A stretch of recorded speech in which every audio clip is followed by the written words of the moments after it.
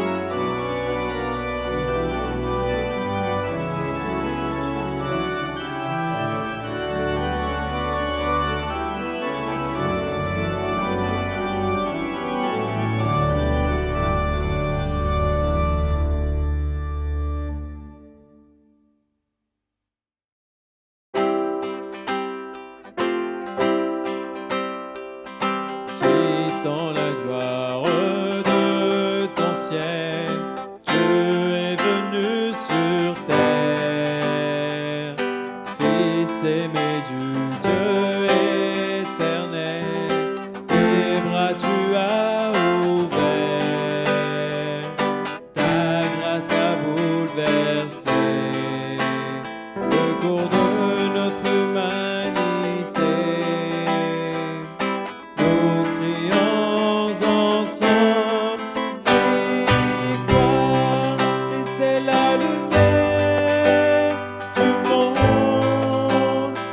Sa gloire couvre la terre, puissance infinie qui libère, son nom est saint, il est saint, il est saint.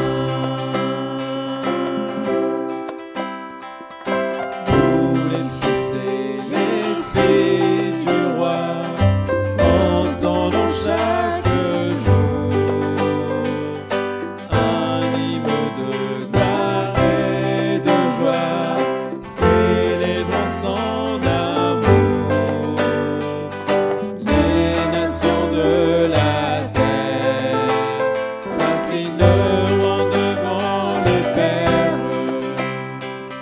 chanteront ensemble, victoire, Christ est la lumière du monde, que sa gloire couvre la terre, puissance infinie qui libère, son nom est saint, il est saint.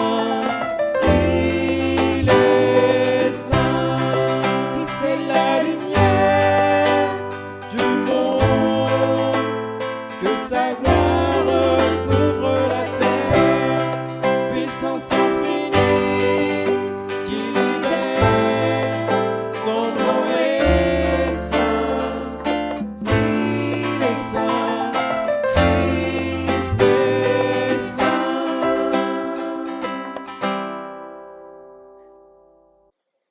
Évangile selon saint Matthieu, au chapitre 28, les versets 1 à 10. Après le sabbat, au commencement du premier jour de la semaine, Marie de Magdala et l'autre Marie vinrent voir le sépulcre. Et voilà qu'il se fit un grand tremblement de terre. L'ange du Seigneur descendit du ciel, vint rouler la pierre et s'assit dessus. Il avait l'aspect de l'éclair, et son vêtement était blanc comme neige. Dans la crainte qu'ils en eurent, les gardes furent bouleversés et devinrent comme morts.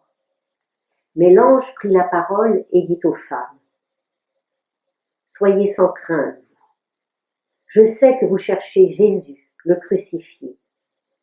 Il n'est pas ici, car il est ressuscité comme il l'avait dit. Venez voir l'endroit où il gisait. Puis, vite, allez dire à ses disciples, il est ressuscité des morts. Et voici qu'il vous précède en Galilée. C'est là que vous le verrez. Voilà, je vous l'ai dit. Quittant vite le tombeau, avec crainte et grande joie, elles coururent porter la nouvelle à ses disciples. Et voici que Jésus vint à leur rencontre et leur dit: Je vous salue. Elles s'approchèrent de lui et lui saisirent les pieds en se prosternant devant lui.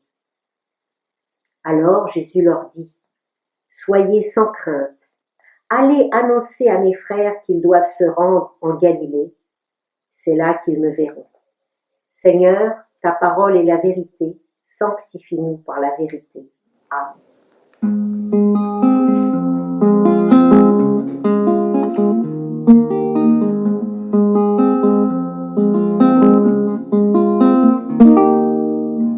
Reçois de moi le parfum qui t'est dû, la beauté de ton nom, oh mon âme est perdue, je veux n'être qu'à toi. Jésus, je t'aime.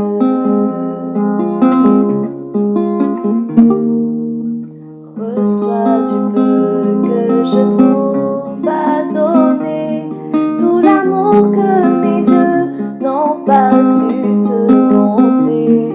Je veux n'être qu'à toi. Jésus, je t'aime.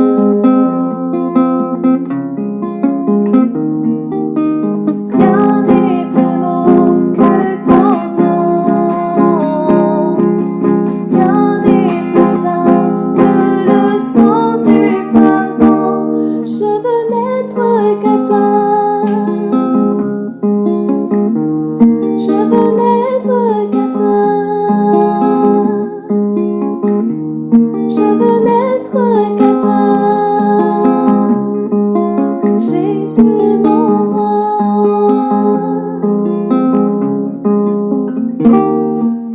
Je ne veux rien que vouloir te louer, adorer ton saint nom et ta fidélité. Je veux n'être qu'à toi. Jésus, je t'aime.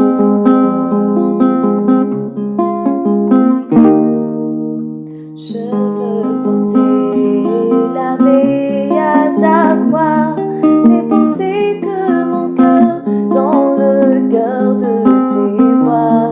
Je veux n'être qu'à toi. Jésus, je t'aime.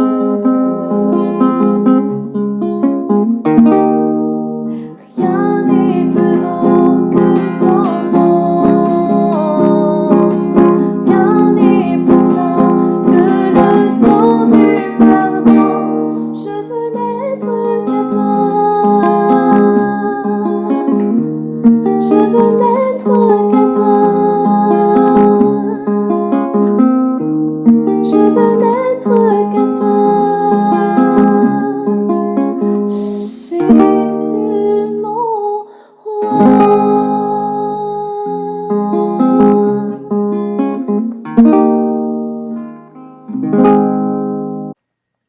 Très beau texte que nous avons lu dans l'évangile de Matthieu, puisqu'il nous invite vraiment à l'espérance et à la vie.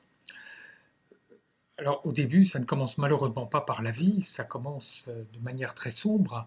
Les femmes ont assisté, elles qui étaient si proches de Jésus, qui l'ont suivi en Galilée, elles ont assisté à ces derniers instants. Les hommes, eux, sont partis, mais elles ont été fidèles jusqu'à la fin, elles ont assisté à son agonie, à sa mort sur la croix, et là, elles vont se recueillir. Elles vont, nous dit Matthieu, contempler le tombeau. Contempler, c'est le terme qui est employé, c'est-à-dire se recueillir. On imagine toute leur détresse, elles qui vont dans ce lieu de mort se recueillir auprès finalement de ce lieu qui accueille le corps de leur maître.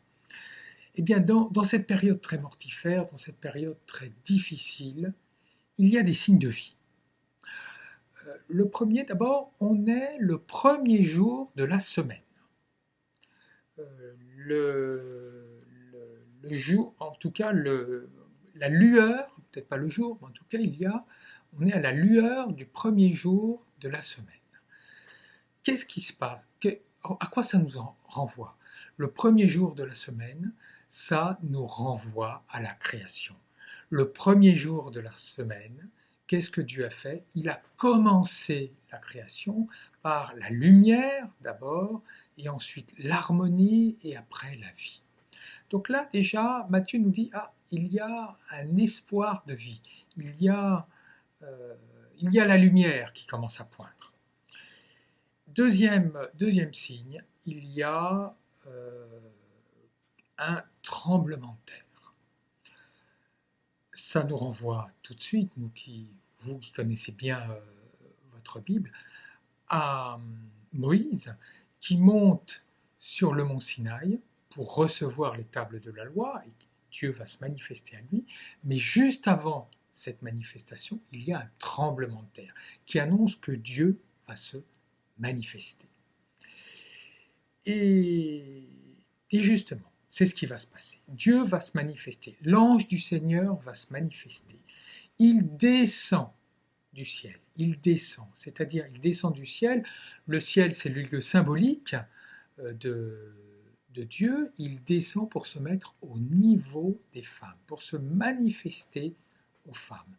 Et là, qu'est-ce qui se passe? Il est assis. D'abord, il a roulé la pierre, c'est-à-dire la pierre qui était le symbole de la mort a complètement disparu, et même il est assis dessus, c'est-à-dire qu'il domine la mort.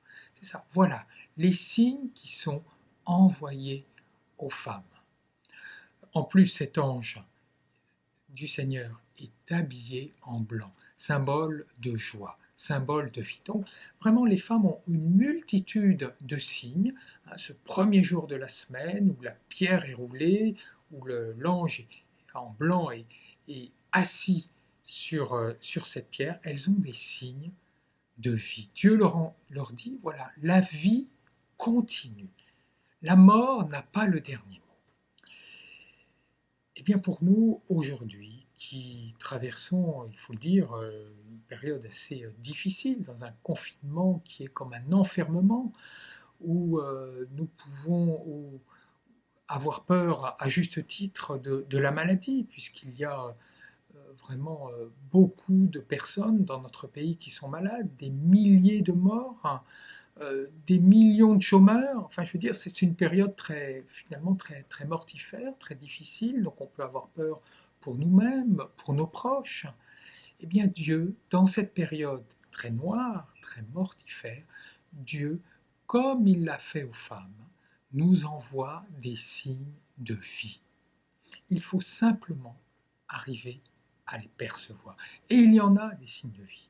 Regardons toutes ces personnes du personnel soignant qui luttent avec force et vigueur contre la mort et contre la maladie.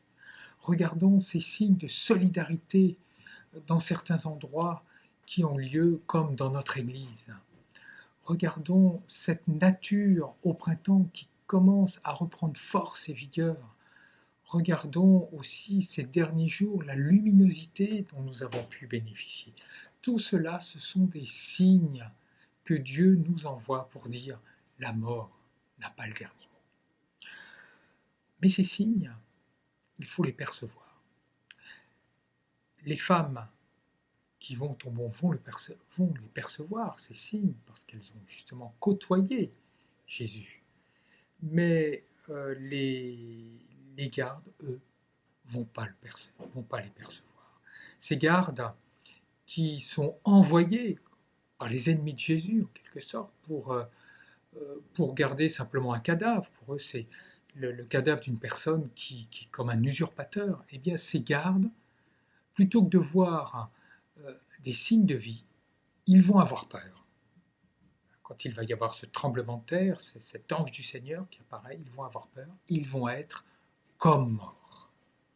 En fait, pour percevoir ces signes de vie, il faut être comme ces femmes, avoir côtoyé Jésus, avoir suivi Jésus, avoir été en compagnonnage avec Jésus, avoir finalement une vie spirituelle. La vie spirituelle nous aide véritablement à percevoir ces signes de vie. Et si nous ne percevons pas ces signes de vie, eh bien nous sommes invités à aller avec ces femmes à la suite de Jésus, à intensifier notre vie spirituelle. C'est la première chose qui nous est dit dans ce texte, et qu'au cœur de la détresse, au cœur des périodes mortifères, Dieu nous envoie des signes de vie. Alors ça ne s'arrête pas là, il y a une annonce. Et dans cette annonce, j'aimerais retenir d'abord 3 points. L'ange leur dit « N'ayez pas peur ». Les gardes ont peur. Mais vous qui avez suivi Jésus, n'ayez pas peur. La vie spirituelle nous aide à échapper de nos peurs, à sortir de nos peurs.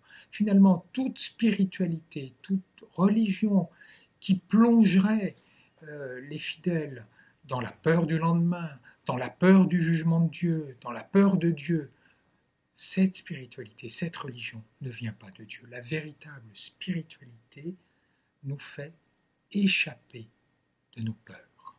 Et la plus grande peur, c'est la peur de la mort. Et justement, que dit l'ange ? Le crucifié, vous allez voir le crucifié, il n'est plus ici, il est ressuscité. Littéralement, il a été réveillé par Dieu. Il n'est plus mort, il est vivant. Comment ? On ne le sait pas. Comment cette résurrection a pu advenir, on ne le sait pas. Mais en tout cas, ce qui est annoncé aux femmes, c'est que Jésus est bel et bien vivant. Et la conséquence, c'est que nous aussi, nous sommes appelés, après notre mort, à être véritablement vivants.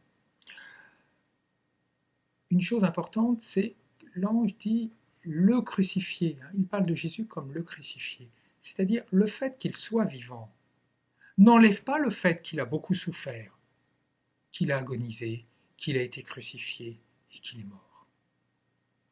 Mais il est vivant. Eh bien pour nous, il en est de même. La résurrection, ces signes de vie que nous avons, cette promesse de vie que nous avons, n'enlève pas les épreuves que nous pouvons avoir, les épreuves de deuil, les épreuves que nous traversons actuellement. Mais nous sommes promis à la vie.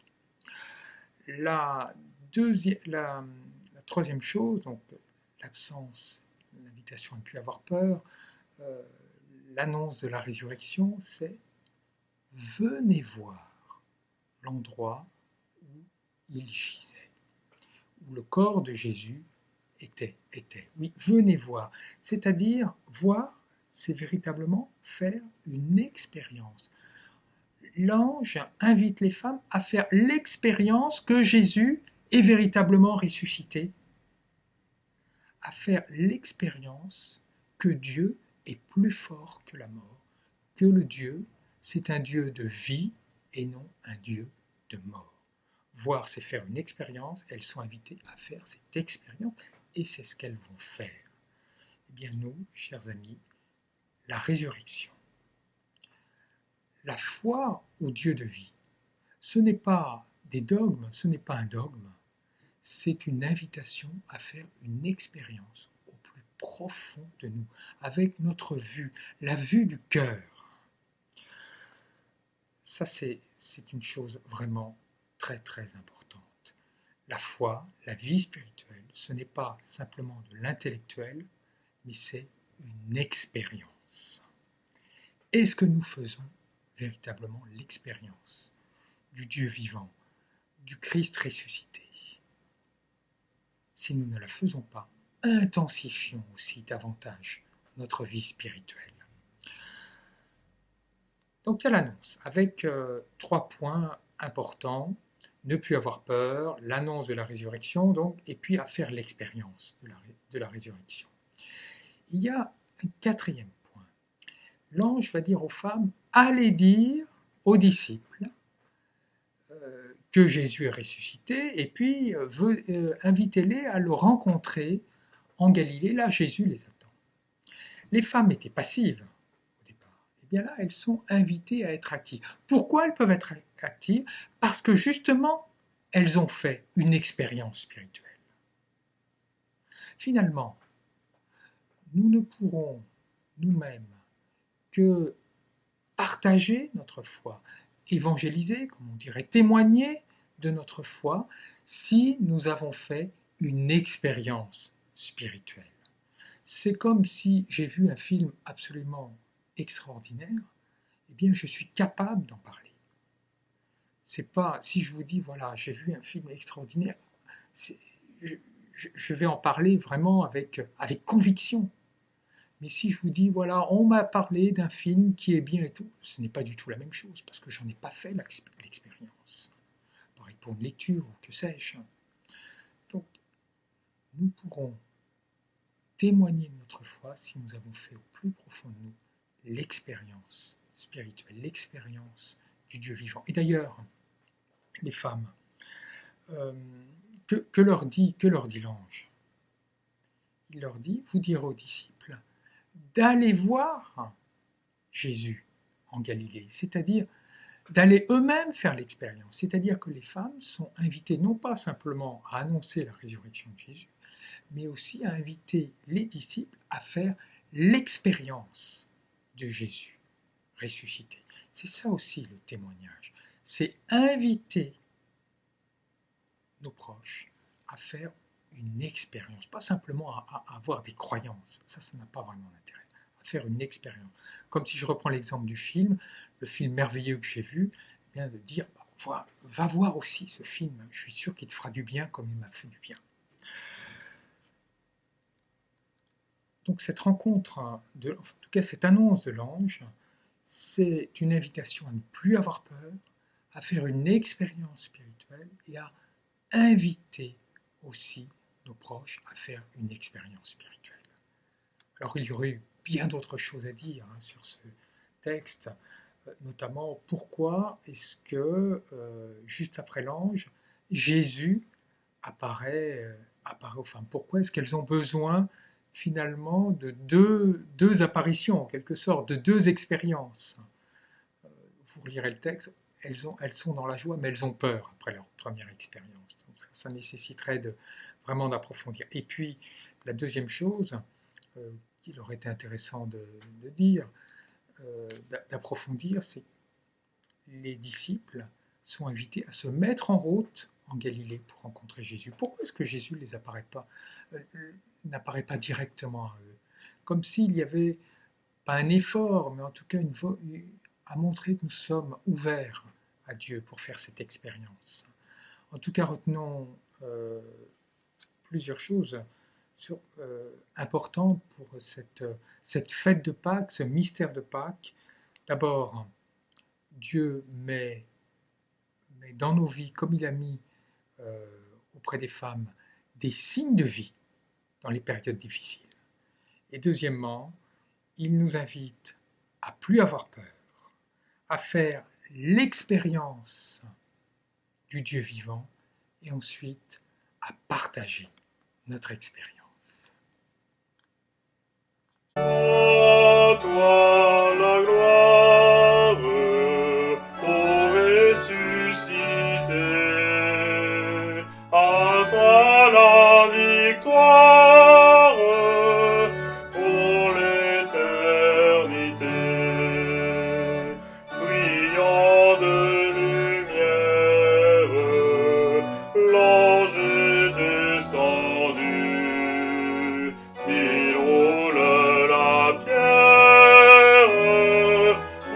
tombe vaincu.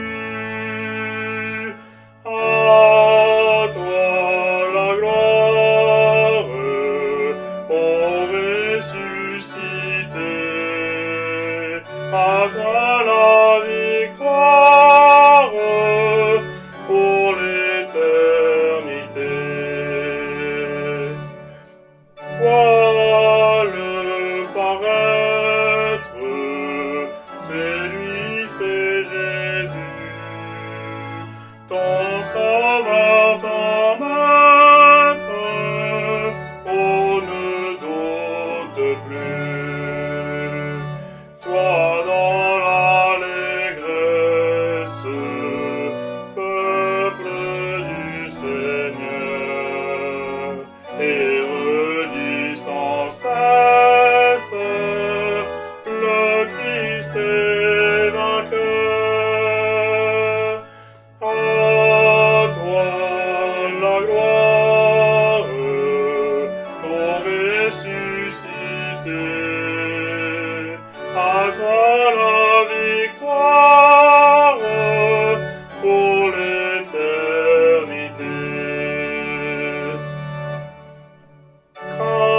Craindrai-je encore, il vit à jamais, celui que j'adore,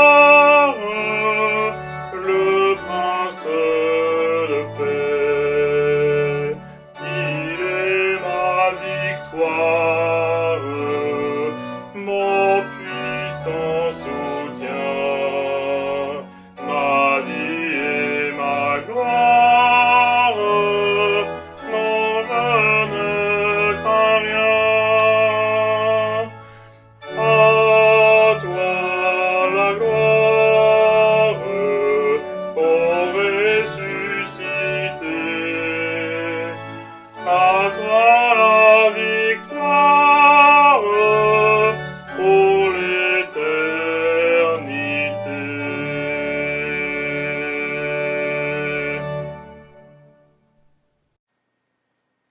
Et je vous propose de prier avec des intentions qui nous sont données pour toutes les églises luthériennes du monde par la Fédération mondiale d'églises luthériennes.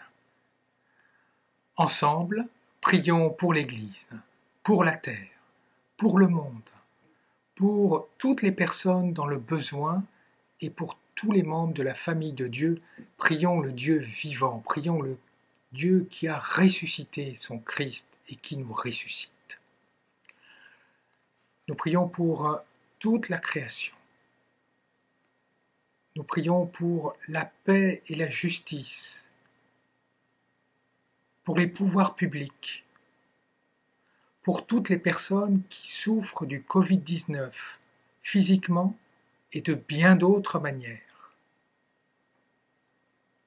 Nous prions pour la guérison de toutes les maladies, en particulier le cancer, le VIH, le paludisme, la dengue et bien d'autres.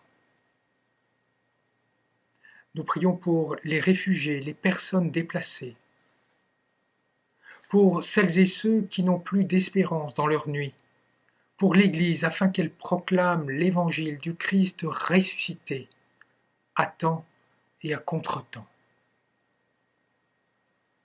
Pour toutes les communautés croyantes qui attendent avec l'espoir de pouvoir à nouveau se retrouver, et pour toutes les personnes qui sont décédées. Seigneur, notre Dieu, nous te confions toutes ces demandes. Amen.